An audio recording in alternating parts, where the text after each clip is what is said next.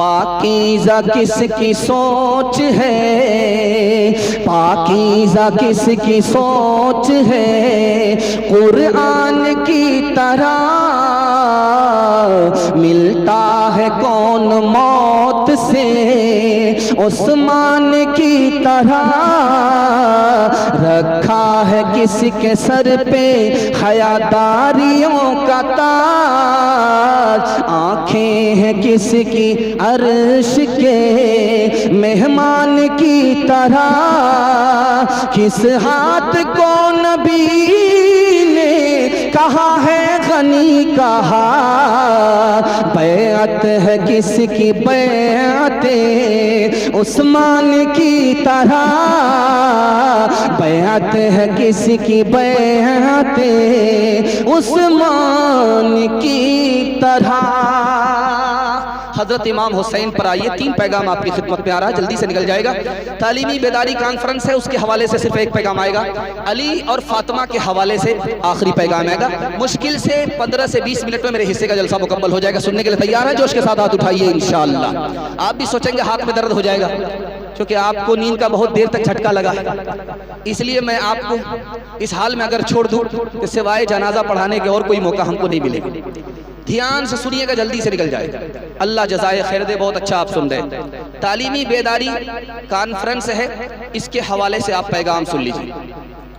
निकाह हो गया एक औरत का, नमाज पढ़ती है, बेनमाजी से निकाह हो गया, पढ़ी लिखी नहीं है, क्या कहती है? वाह रे खुदा, क्या तेरी शान है, मैं ऐसी नमाजी और तू ऐसे बेनमाजी से मेरा निकाह करा दिया। पढ़ी लिखी जब नहीं होगी तो खुदा की शान में भी गुस्ताखी करेगी। बेटी बेवा हो गई, दामाद का इंतकाल हो गया।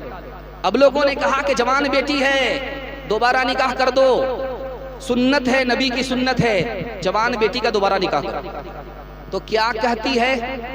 जवान बेटी का निकाह करें, बेवा का निकाह करें, है नबी की सुन्नत है। का वो नबी नमाज रोजे के नबी हैं, शादी ब्याह के नबी नहीं है। देखिए, जब औरत पढ़ी लिखी नहीं होती तो नबी की शान में भी गुस्ताखी करती है। तीसरा नमूना दिखाने के लिए जा रहा हूं, बहुत ध्यान से इसको सुनिएगा। अकबर के बादशाह औरंगजेब के दरबार में एक औरत खड़ी है, उसका कसूर क्या है, जुर्म क्या है? 4 मर्दों से निकाह कर लिया है। बादशाह ने कहा, ओ बदतमीज औरत, ओ बेहया औरत, तुमने औरत होकर के 4 मर्दों से निकाह कर लिया। तो कहा क्या गलत किया? जलसे में गई थी, रंगपुरा का जलसा सुना था, उसमें मसला मालूम हुआ, उसी पर अमल किया। अब बादशाह सर पकड़ करके बैठ गया, कितनी बेहया औरत है, चोरी भी कर रही, सीनाजोरी भी कर रही। क्या जलसे में क्या सुना था? क्या सुना ये था कि लोग जिना क्यों करते हैं जबकि 4 शादी की इजाजत है। क्या ये मर्दों के लिए कहा था कि औरत के लिए कहा? हम उसके बाद तो होटल चली गई थी हलवा पूड़ी खाने के लिए, मैंने यहीं तक सुना था। तो बादशाह ने कहा, आइंदा पूरा बयान सुनना, अधूरा बयान मत सुनना, आधा तितर और आधा बटीर। जब औरत पढ़ी लिखी नहीं होती, इस्लाम का मजाक उड़ाती है। चौथा नमूना ध्यान से सुनिएगा। मर्द 1 तलाक दिया, औरत खड़ी है, 2 तलाक दिया, औरत खड़ी है, 3 तलाक दिया, औरत खड़ी है। तो मर्द ने कहा, आप जाती क्यों नहीं हो? कहा, तू कितनी भी तलाक दे दे, मैं तलाक लेती ही नहीं। ध्यान से सुनिएगा, चौथा नमूना आपकी खिदमत में आ रहा है। लखनऊ में एक बहुत बड़े आलिम थे, अपनी बीवी से जब खफा हो गए तो कहा कि तू बहुत बदतमीज है, मेरे यहाँ रहते हुए तू बूढ़ी हो गई, लेकिन अभी तक तू सुधर करके नहीं दिया। कहा, कमबख्त तो तू है, कमबख्त मैं नहीं। अगर मैं कमबख्त रहती तो मेरा आलिम से निकाह नहीं होता, कमबख्त तो तू है कि जाहिल से तेरा निकाह हो गया। आखिरी नमूना आपकी खिदमत में है, रात का वक्त है, सुबह हो रही है, बादशाह को 4 बीवी, मालूम करना था कि कौन पढ़ी लिखी है, कौन जाहिल है। पहली बीवी के पास आकर के कहता है कि सुबह हो रही, कहाँ हो रही है? कहा, कैसे पता चला? कहा कि मुंह में पान था, मजा बदल गया। बड़ा खुश हुआ कि अल्लाह समद, कितनी नफीस तबीयत की है, पढ़ी लिखी है। बड़ा खुश हुआ, सुभान अल्लाह बोला। उसके बाद दूसरी औरत के पास आया, कहा कि सुबह हो रही, कहाँ हो रही? कहा, कैसे पता चला? कहा कि नाक में जो नथ थी वो ठंडी पड़ गई, इससे पता चला सुबह हो रही। माशाल्लाह, बड़ा खुश हुआ। तीसरी बीवी के पास गया, सुबह हो रही, कहाँ हो रही? का कैसे पता चला? का लालटेन की जो रोशनी थी वो धीमी पड़ गई, इससे पता चला सुबह हो रही है। बड़ा खुश हुआ। अब चौथी बीवी के पास आया जो पढ़ी लिखी नहीं थी, उससे पूछा कि सुबह हो रही है? कहा कि हाँ हो रही है। का कैसे पता चला? का जैसे रोज पता चलता है, पखाना आ रहा है, पेशाब आ रहा है, इससे पता चल रहा है। ये मदरसा खुल रहा है, अपनी बच्ची को यहाँ भेजेंगे, जाहिल नहीं रखेंगे, हाथ उठाइए इंशाअल्लाह। बेटा स्कूल के झूले में, बेटी चूल्हे पर होगी, हाथ उठाइए इंशाअल्लाह। तालीम औरतों को भी देनी जरूर है, देनी जरूर है। लड़की जो बेपढ़ी हो तो वो बेशूर है, बेशूर है। उसने मुआशरत में सरासर फुतूर है, और इसमें वालिदैन का बेशक कसूर है, बेशक कसूर है। आखिरी पैगाम हजरत अली और फातिमा के हवाले से सुना रहा हूँ, उसके बाद इमाम हुसैन तक जाऊंगा, क्योंकि आप इसको सुनते सुनते इतने पक चुके हैं भी हम आपको पकाना नहीं चाह रहे, वरना हम मुकदमा हार जाएंगे। सुनने के लिए तैयार हैं? दोनों हाथ उठा दीजिए इंशाअल्लाह। सब काम पहले होगा, निकाह बाद में करेंगे, हाथ उठाइए इंशाअल्लाह। खैर खैर अभी भी उठा रहे। खैर हम तो 12 बज जाने के बाद आए हैं, ध्यान से सुनिएगा, जल्दी से निकल जाएगा। हजरत अली ने अल्लाह के रसूल के पास आकर के एक सवाल किया, ये बताइए अली से आपको ज्यादा मोहब्बत है या फातिमा से ज्यादा मोहब्बत है? सवाल देखिए कितना खतरनाक है, लेकिन अल्लाह के रसूल ने कितना प्यारा जवाब दिया, आपको सुनकर के हैरत होगी। अली दामाद है, फातिमा बेटी है। अली का सवाल है, दामाद का सवाल है कि ये बताइए कि फातिमा से आपको ज्यादा मोहब्बत है या अली से ज्यादा मोहब्बत है? अल्लाह के रसूल ने कहा कि अली, फातिमा से ज्यादा मोहब्बत है, आपसे ज्यादा फातिमा से मोहब्बत है, लेकिन फातिमा से ज्यादा आपकी इज्जत है। दूसरा सवाल सुनिए, ध्यान से सुनिएगा। फातिमा आई, कहा या रसूल अल्लाह, आपने अली से मेरा निकाह कर दिया, अली की तो आंख कमजोर है। कहा बेटी, अली से तुम्हारा निकाह हुआ है जो मेरे खानदान में सबसे पहले इस्लाम लाया। बेटी, अली से तुम्हारा निकाह हुआ जो मेरे खानदान में सबसे ज्यादा इल्म वाला था। बेटी, अली से तुम्हारा निकाह हुआ है जो मेरे खानदान में सबसे ज्यादा अखलाक वाला था, नरम आदमी था। बेटी, सूरत को मत देखो, सीरत को देखो। फातिमा आ गई, अल्लाह के रसूल ने कहा बेटी ये बेमौका कैसे आई? कहा अली से खफा होकर के।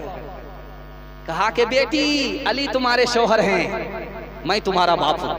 अली की इजाजत के बगैर मेरे घर में अगर कदम रखोगी तो दरवाजा बंद मिलेगा, खुल नहीं सकता। बेटी, इसी वक्त जाओ, अली से माफी मांगो।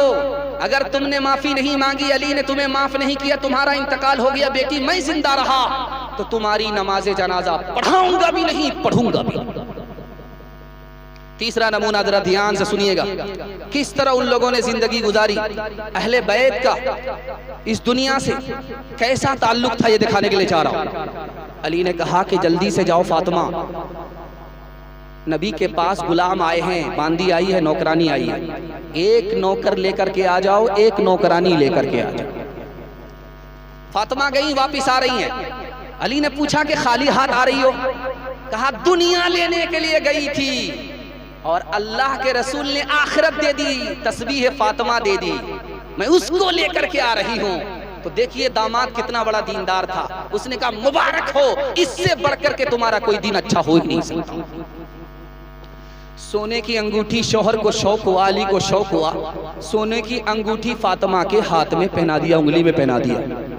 अल्लाह के रसूल ने देखा, कहा फातिमा ये सोने की अंगूठी पहन करके तुम दुनिया से ये कहलवाना चाहती हो कि नबी की बेटी की उंगली में आग जहन्नम की है? इतना सुनना था कि फातिमा ने उस अंगूठी को खोला, बेच दिया।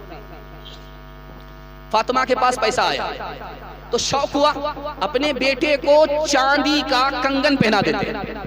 हसन के हाथ में चांदी का कंगन, हुसैन के हाथ में चांदी का कंगन। अल्लाह के रसूल ने देखा, कहा फातिमा ये क्या है? इतना बोल करके चले गए। फातिमा को समझ में आ गया मेरे वालिद को ये पसंद नहीं है कि नवासे के हाथ में दुनिया हो, चांदी का कंगन हो। फौरन कंगन को उतारा, सदका कर दिया। वो बच्चे रोते हुए नबी की खिदमत में आए तो अल्लाह के रसूल ने कहा मैं चाहता हूँ ये मेरा नवासा है, दुनिया की ज़ेबो ज़ीनत से ये दूर रहे। ये दुनिया उसके लिए है जिसके लिए वो दुनिया नहीं, ये दौलत उसके लिए है जिसके लिए वो दौलत। आपको सुन करके हैरत होगी, नबी की बेटी है, शहंशाह कौनैन की बेटी है, लेकिन गरीबी का ये हाल है कि दुपट्टा जो ओढ़े हुए है तो सर अगर ढांकती है तो पैर खुल जाता है, अगर पैर ढांकती है तो सर खुल जाता है। लेकिन सब्र किया है, मुसीबत पर शुक्र किया है, नेमत के ऊपर। हाथ उठा करके वादा कीजिए अपनी बेटी को फातिमा जैसी बेटी बनाएंगे। हाथ उठाइए इंशाअल्लाह। बेटी की तरफदारी में दामाद जेल जाएगा। हाथ उठाइए इंशाअल्लाह।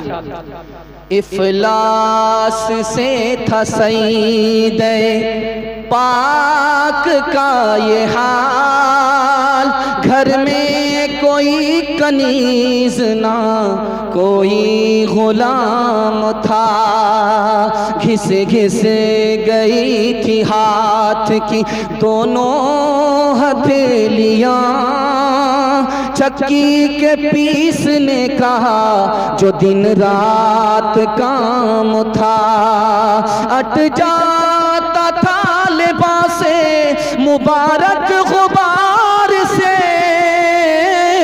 झाड़ू का मशगला जो हर सुबह हो शाम था, यूं की है अहले बैते मुताहिरीन जिंदगी।